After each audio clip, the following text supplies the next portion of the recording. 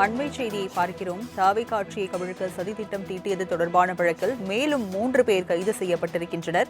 கூடுதல் விவரங்களை செய்தியாளர் ராகவேந்தர் வழங்க கேட்கலாம். ராகவேந்தர், தாவேகா ஆட்சியை கவிழ்க்க சதி செய்த திட்டத்தில் மேலும் 3 பேர் தற்போது கைது செய்யப்பட்டிருக்கின்றனர்.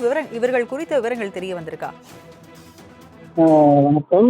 தாவேகா எம்எல்ஏவிடம் பேரம் பேசுவது தொடர்பாக திருவள்ளுவர் போலீசார் இதுவரைக்கும் 12க்கும் மேற்பட்டவரை கைது செய்திருக்கிறார். கிட்டத்தட்ட அந்த கைது செய்யப்பட்டவர்கள் சிறையில் அடைக்கப்பட்ட பின்பு காவல் எடுத்து விசாரணை செய்யவும் செய்திருக்கின்றனர். அவர்கள் கொடுத்த அந்த வாக்குமூலத்தின் அடிப்படையில் தற்போது மேலும் பலரிடம் சில விசாரணையானது நடைபெற்று வருகிறது. அந்த விசாரணையின் கீழ் கணக்கில் காட்டாத பணமும் சிக்கி வருகிறது. அதன் அடிப்படையில் தற்போது சென்னை கொரட்டூரில் இருக்கக்கூடிய கருணாநிதி, தாலி கிராமத்தில் இருக்கக்கூடிய சரவணன், வினோத், பள்ளிக்கரணையில் இருக்கக்கூடிய வினோத் வெங்கடேசன் ஆகிய 3 பேரிடம் தற்போது விசாரணையானது நடத்தப்பட்டு வருவதாக திருவல்லிக்கேணி போலீசார் தரப்பில் தெரிவிக்கப்பட்டிருக்கு. மேலும் இந்த வழக்கு தொடர்பாக நேற்று மட்டும் 2 கோடி ரூபாய் பணமானது ஹவாலா பணம் சிக்கியிருப்பதாகவும் தெரிவிக்கப்பட்டிருக்கு. ஏனென்றால் இந்த பணம் குறித்த எந்த ஒரு கணக்கும் தற்போது அவர்களிடத்தில் இல்லை என்றும் கூறப்படுகிறது. அந்த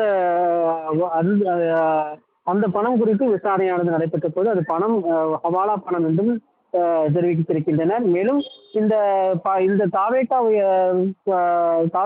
எம்எல்ஏவை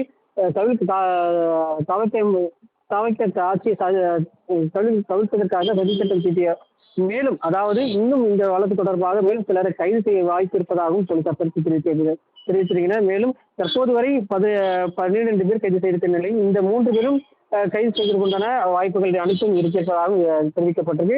தற்போதானது விசாரணையானது நடைபெற்றாலும் அவர்கள் கைது செய்வதற்குண்டான அனைத்து முகாந்திரமும் அவர்களிடத்தில் இருப்பதாகவும் தெரிவிக்கப்பட்டிருக்கு. மேலும் இந்த வழக்கு தொடர்பாக பணம் பல்வேறு இடங்களில் முடக்கப்பட்டிருப்பதாகவும் தெரிவிக்கப்பட்டது. இது தொடர்பான விசாரணையும் இது தொடர்பான சோதனையும் இன்னும் நடத்தப்பட்டு வருவதாக திருவல்லிக்கேணி போலீசார் தரப்பில் தெரிவிக்கப்பட்டது. விவரங்களை வழங்கியதற்கு நன்றி ராகவேந்தர்.